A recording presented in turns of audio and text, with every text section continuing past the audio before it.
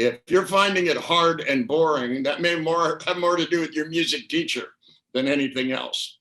I do it all the time when I teach on stage. I take people who swear they're not musical, and I hook them up to a machine, and the next thing you know, they're blowing sax solos, because it has more to do with listening. Music, there are different skills. There's writing music, reading music, playing music, and there's a difference between improvising and playing Bach. Certainly Rachmaninoff requires tremendous concentration, but concentration, see, to me, the word trance and the word concentration are almost synonyms. And that if you go into the right trance and you focus your attention in the right way, then learning music, no matter what you're learning in music, is not difficult. And even though it may take you a long time to master certain physical skills and things, the trick is to make it fun, to play what you enjoy. We teach kids to play things they don't want to play. And of course, that makes it hard. And we usually start people with Mozart. Good God, he was a musical genius at the age of 6. And, it may not be the easiest place to start. I remember when I was in school, they gave us a song flute and want us to play Yankee Doodle Dandy. And, I'm sorry, but I just didn't care about the song.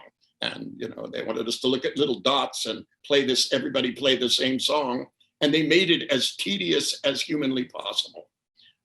If you make things fun and you have somebody who loves what they do, and especially now, I mean, she's on YouTube, the number of great musicians, you can watch their hands, but you have to learn the way they learn. If you're going to learn to play the guitar, you have to be able to imagine a guitar that's not even there and see your fingers taking and moving through scales.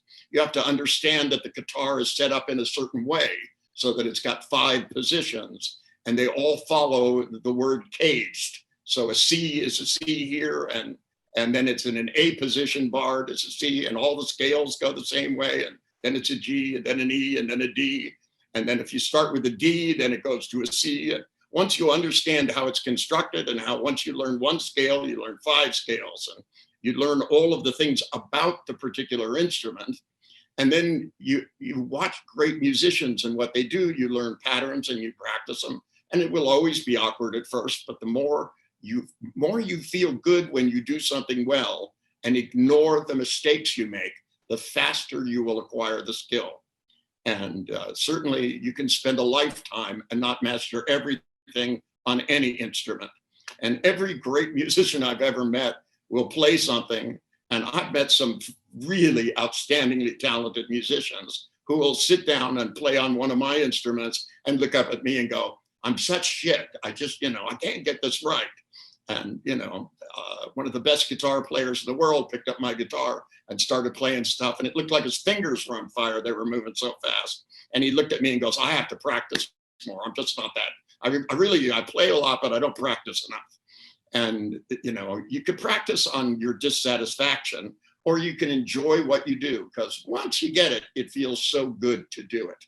And if you play what you enjoy, and even if you just play 5 notes over again in the right order and enjoy them, eventually you'll start playing more and more and more.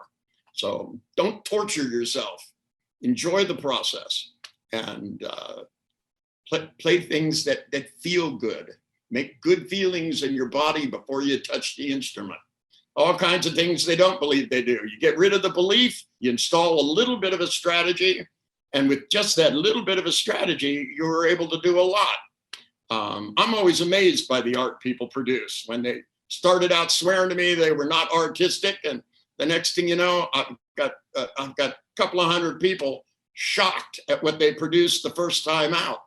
And I had one person who came back 20 years later and started showing me the art they'd done. And I was, because they kept at it. They really kept at it. And it's amazing to me, just absolutely amazing. But I think art, music, all of these things provide something more than just a talent. They give us a way to communicate with our unconscious. And when our unconscious has a way of expressing things through these mediums and we go into an altered state, that it's very primal. And I think it's very good for people. I think people spend too much time dwelling around in their conscious mind.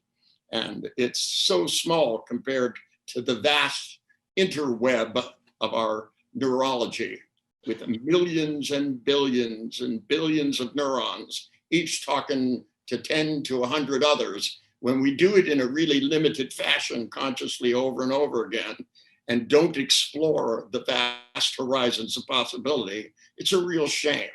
And plus, it's a lot of fun.